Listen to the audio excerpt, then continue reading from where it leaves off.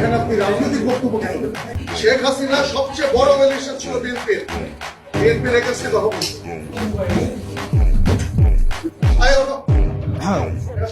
চাঁদাবাজ এর বিরুদ্ধে সবসময় আমাদের কথা বলতে হবে।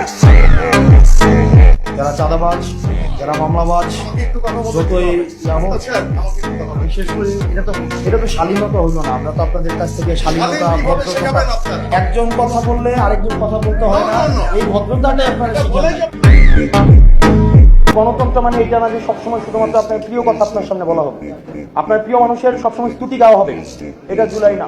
আসলে আমাদের এই বসে এসে কথা বলতে হয়, আমার লজ্জা লাগে আসলে। মানে আমাদের বাপদাদারা বলতো না, তোর ঘরে আমি হয়েছি না, আমার ঘরে তুই হয়েছিস।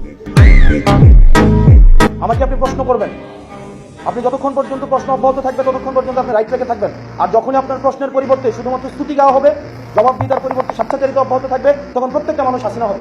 হাসিনা তো ব্যক্তি না, হাসিনা কি আইডিয়া। হাসিনা কি স্তুতি ছাড়া, এখানে প্রশংসা ছাড়া কিছুই বলা যেত না।